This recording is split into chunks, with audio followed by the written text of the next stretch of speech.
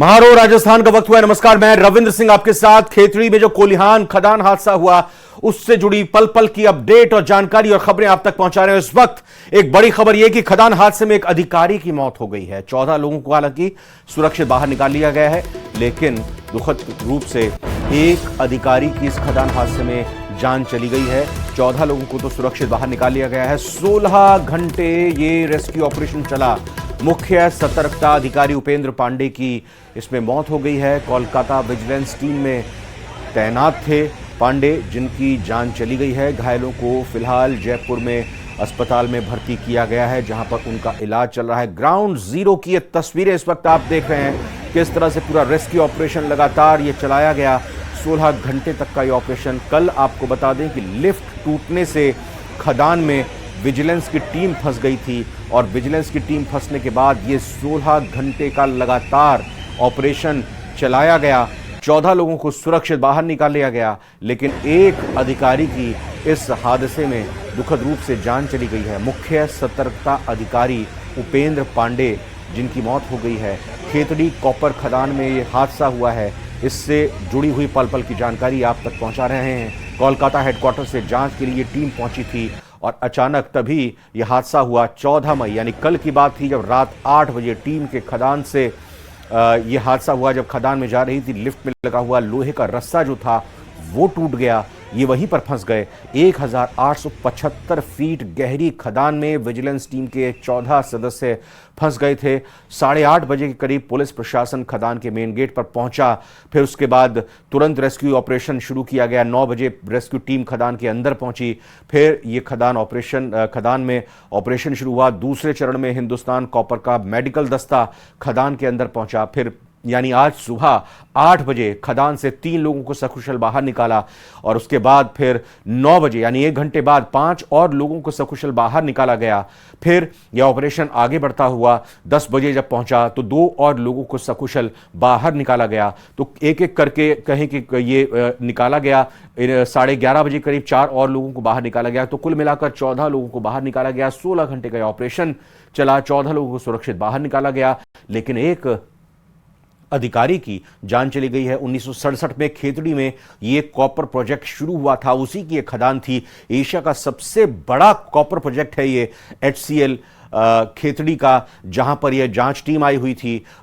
Vigilance की team आई थी, कोलकाता से बाकायदा ये टीम पहुंची थी और अधिकारी जब लिफ्ट में नीचे उतर रहे थे तो एक बहुत ही गहराई वाले हिस्से में लिफ्ट के जरिए, जिस लिफ्ट के जरिए वो जाते हैं और लिफ्ट जो रस्सों से बंधा होता है, उस लोहे के रस्से के टूटने की वजह से ये लिफ्ट वहीं अटक गई, वहीं फंस गई। और फिर ये तमाम जो अधिकारी गए हुए थे, कर्मचारी गए हुए थे विजिलेंस डिपार्टमेंट से वहां पर जांच करने के लिए, वहां की स्थिति देखने के लिए, तब ये दुखद हादसा हुआ। फिर रेस्क्यू ऑपरेशन शुरू हुआ, 14 लोगों को बचाया गया।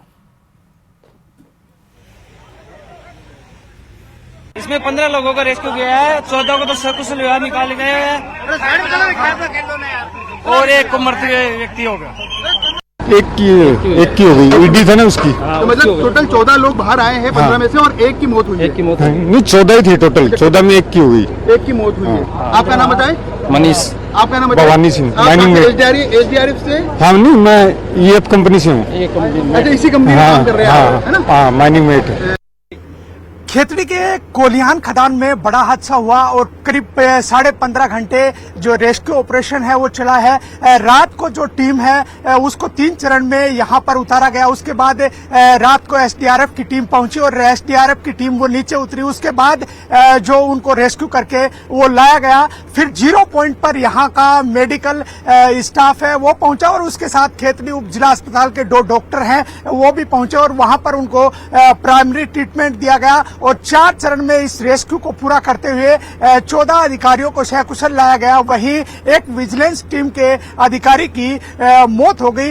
इस हादसे में जो है बड़े सवाल खड़े कर दिए हैं कि सबसे बड़े कॉपर प्रोजेक्ट में इस तरह का हादसा सुरक्षा कारणों में बड़ी चूक है। और जो बात सामने आई है वो ये है कि लिफ्ट है वो खराब थी और इस विजिलेंस टीम से आने से पहले सुबह इस लिफ्ट को है वो सही कराया गया था।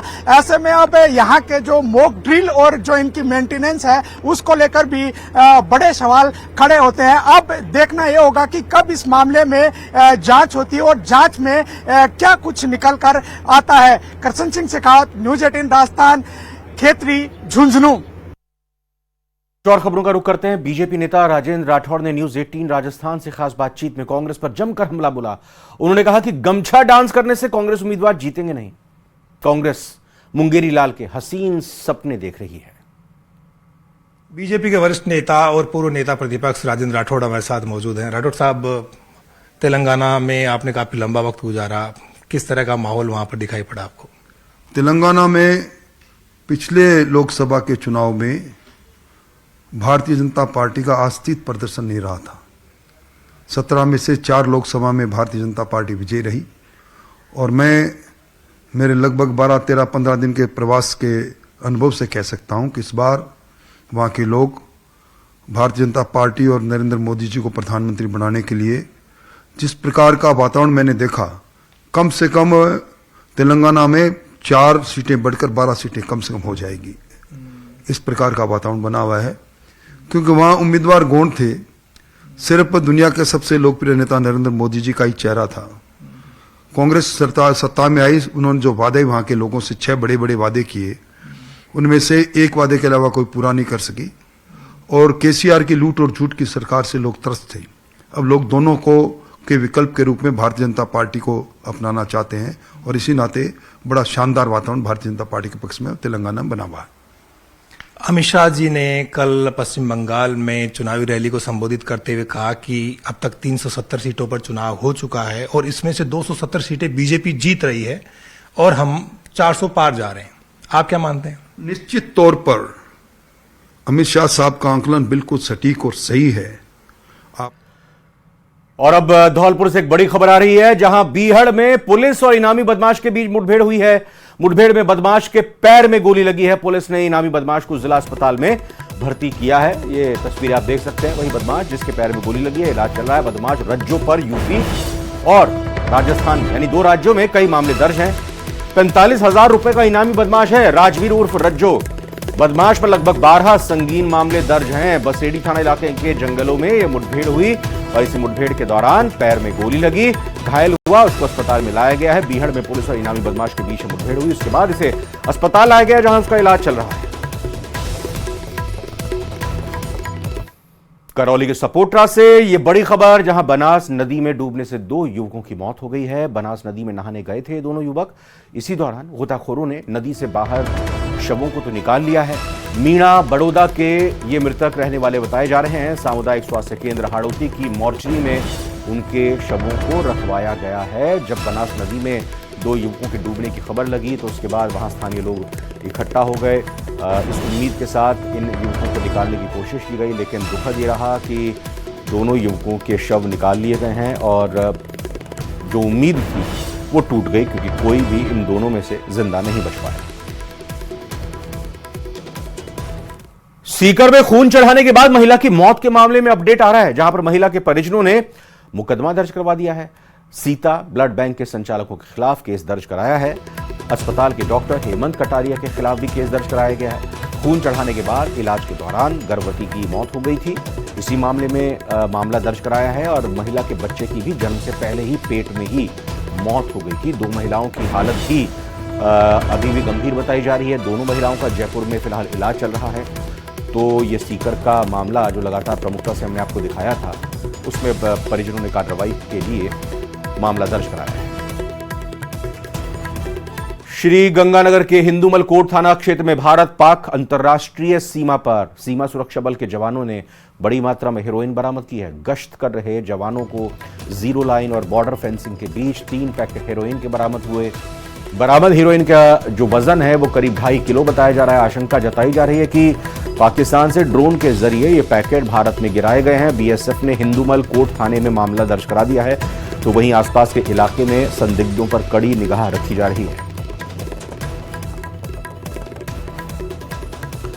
कोटा के केशवपुरा इलाके में धारदार हथियार से 12वीं कक्षा की छात्रा की हत्या को लेकर आक्रोश अभी भी जारी है। देर रात पुलिस के आला अफसरों ने 3 घंटे तक संदिग्ध लोगों और परिवार के लोगों से पूछताछ की। मृतका के शव का आज पोस्टमार्टम किया जाएगा। आपको बता दें कि कल घर में ही छात्रा का लहूलुहान हालत में शव मिला था। छात्रा की धारदार हथियार से वार करके हत्या की गई थी। छात्रा पूनम ने हाल ही में 12वीं का एग्जाम दिया था। परिजनों का यह कहना है कि बेटा जब घर आया तो उस दौरान मेन गेट अंदर से बंद नहीं था। समझ नहीं आ रहा कि बेटी की मौत कैसे हुई। बेटी सुसाइड नहीं कर सकती। पुलिस हत्या और आत्महत्या दोनों पहलुओं से जांच कर रही है।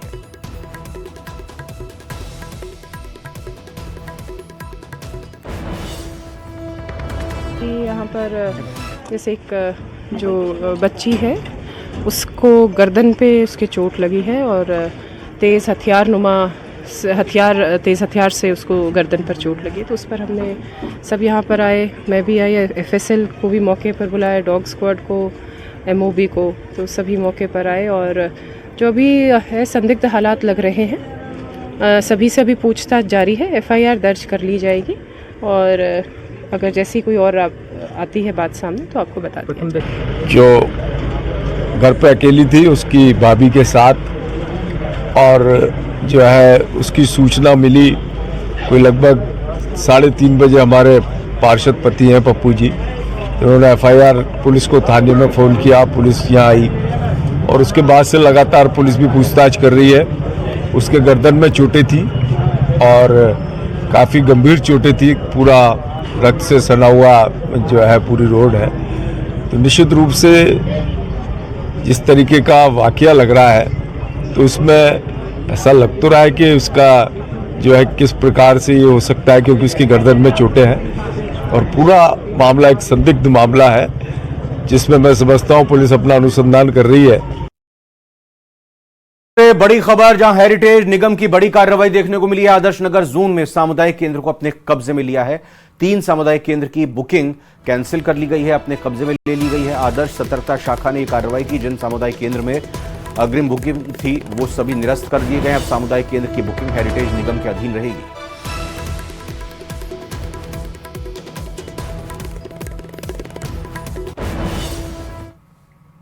तो जयपुर से एक और बड़ी खबर, जहां पर हेरिटेज निगम की बड़ी कार्रवाई देखने को मिली है। आदर्श नगर जोन में 3 अवैध निर्माण सीज कर लिए गए हैं। सतर्कता शाखा ने आज सुबह इस कार्रवाई को अंजाम दिया। ठाकुर पचेवरों का रास्ता और KGB के रास्ते में यह कार्रवाई की गई है।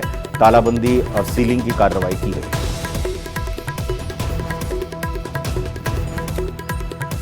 बांसवाड़ा में जैन मंदिर से दर्शन करके घर जा रही एक महिला के साथ चेन स्नैचिंग का मामला सामने आया है। पीड़ित महिला ने इस बारे में पुलिस स्टेशन में अज्ञात बदमाशों के खिलाफ कंप्लेंट दर्ज कराई है। पुलिस को दिए बयान में महिला ने बताया कि जैसे ही मंदिर में दर्शन कर वो राजा तालाब रोड पर पहुंची तो 2 अज्ञात बदमाश पल्सर बाइक से आए और उसके गले से चेन खींच ली। वहीं घटना की सूचना मिलते ही पुलिस मौके पर पहुंची। CCTV फुटेज के आधार पर पुलिस अज्ञात बदमाशों की तलाश में जुट गई। नंबर प्रॉपर नहीं आ रहा है।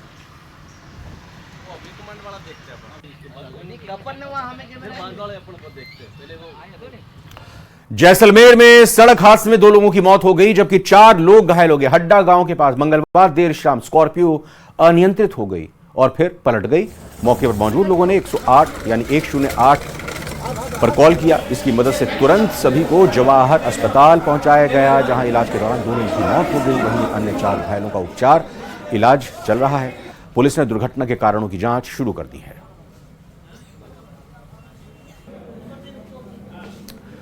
चुरू से खबर है, जहां मानव तस्करी का मामला सामने आया है। अमृतसर घूमने निकली 2 बहनों को मानव तस्कर गिरोह ने ट्रेन से किडनैप कर लिया। इसके बाद फिल्मी स्टाइल में मेडिकल स्टोर संचालक से मिली मदद और पुलिस ने उन्हें सकुशल बचा लिया। यह पूरा घटनाक्रम, पूरी खबर क्या है, इस रिपोर्ट में देखते हैं।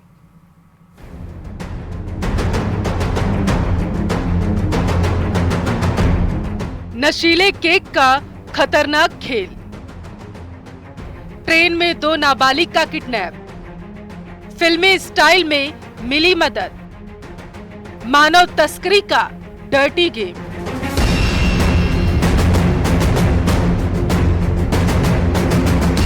चुरू चूरू में एक बार फिर से मानव तस्करी का मामला सामने आया, जहां मानव तस्कर गिरोह हनुमानगढ़ जिले की 2 सगी बहनों को अगवा कर गांव काकलासर में बेचने की फिराक में थी। लेकिन इससे पहले ही मेडिकल स्टोर संचालक की सजगता से दोनों बहनों को बचा लिया गया और चाइल्ड हेल्पलाइन टीम और भालेरी पुलिस ने दोनों बहनों को रेस्क्यू किया। बेहोशी का नाटक किया और वहीं से जाके हम वो जो डॉक्टर है उनके वहाँ से पहुँच गए और उनको अपने मैसेज टाइप करके ये बात बताई और उन्होंने पुलिस थाने में रिपोर्ट कर दी। दरअसल दोनों बहनें ट्रेन से अमृतसर जा रही थी और इसी दौरान उन्हें नशीला केक खिलाकर बेहोश कर दिया गया। इसके बाद जब उनको होश आया तो वह चूरू जिले के काकलासर गांव में थी। जानकारी सामने निकल कर आ पाई है कि तस्कर गिरोह उन्हें बेचने की फिराक में था। गिरोह के लोगों की बात सुनकर छोटी बहन ने पेट दर्द का बहाना कर बेहोश होने का नाटक किया, जिस पर तस्कर गैंग के कुछ लोग उसको मेडिकल स्टोर लेकर गए, जहां उसने अपने मोबाइल पर मदद मांगने का मैसेज मेडिकल स्टोर संचालक को दिखाया।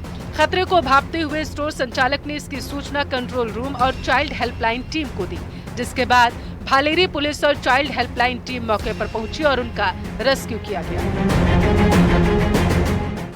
काकलासर गांव के अंदर 2 बच्चियां हैं जो कि किसी गिरोह के द्वारा और खरीद फरोख्त करने के इरादे से लाई गई थी। ये सूचना मिलते ही संबंधित थाने को सूचना दी गई और सूचना देने के बाद मौके पर पुलिस पहुंची और चाइल्ड हेल्पलाइन की टीम मौके पर ही पहुंच गए और जहां से बालिकाओं को रेस्क्यू कर भालेरी थाना लाया गया। फिलहाल पुलिस पूरे मामले की जांच कर रही है और दोनों बहनों के बयान के आधार पर आगे की कार्रवाई की जा रही है। साथ ही तस्कर गैंग के सदस्यों की भी तलाश की जा रही है।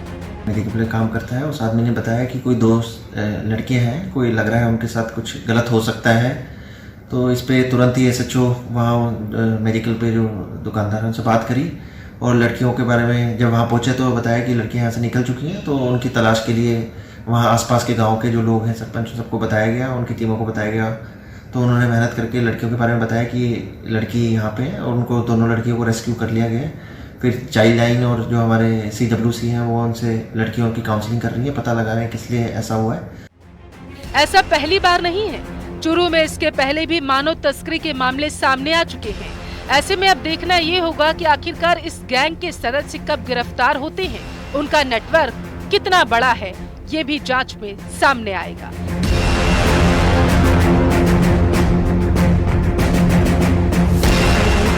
न्यूज़ 18 के लिए चूरू से मनोज शर्मा की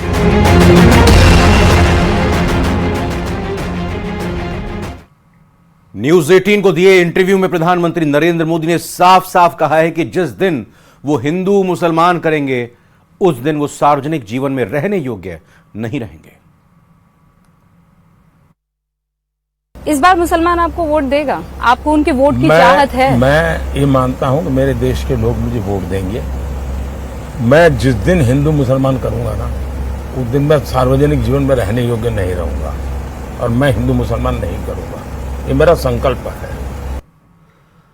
और न्यूज़ 18 पर मुसलमानों पर पीएम मोदी के बयान पर कांग्रेस नेता प्रियंका गांधी ने कहा कि पीएम चुनाव के समय हिंदू मुस्लिम करते हैं। उधर AIMIM नेता वारिस पठान ने कहा कि पीएम मुसलमानों पर झूठ बोलते हैं। हर चुनावी मंच में जाके हर चुनाव को हिंदू मुसलमान बनाना है और आज देश के प्रधानमंत्री वाराणसी में बैठे हुए, आज देश के प्रधानमंत्री आज के दिन वाराणसी में बैठे हुए इंटरव्यू दे रहे हैं, कहते हैं हिंदू मुसलमान, मैंने तो कभी ऐसी बात ही नहीं की। वाह वाह वाह। अब वो तो बोलते सबका साथ, सबका विकास, सबका विश्वास की बात करते हैं। और 2002 की मैं बात करूंगा, बिल्किस बानो जिसका बलात्कार हुआ था, उसकी माँ बहन का बलात्कार किया, उस कत्ल कर दिया, उनके जो कातिल जेल के अंदर थे उनको रेमिशन के तहत गुजरात चुनाव के पहले मोदी सरकार ने ही छोड़ा था। अब बोल रहे मोदी जी स्टेज से खड़े होकर बोल रहे हैं कि मुसलमान जो है घुसपैठिया है, वो स्पीच में उन्होंने 3 मरतबा नाम लिया है। न्यूज़ 18 ने हृदयांश को बचाने की मुहिम चलाई थी जो आखिरकार रंग लाई है। 3 महीने की लंबी जद्दोजहद के बाद हृदयांश को नई जिंदगी मिल गई है और उसे 17.5 करोड़ का इंजेक्शन दिया गया है।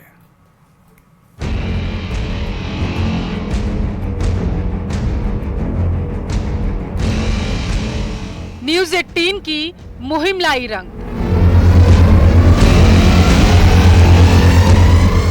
मासूम को मिली नई जिंदगी।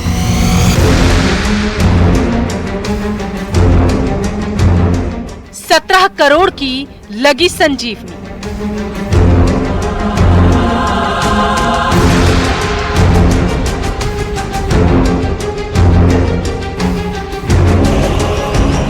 महीनों की जद्दोजहद और जिंदगी से जंग अब हृदयांश जीत चुका है।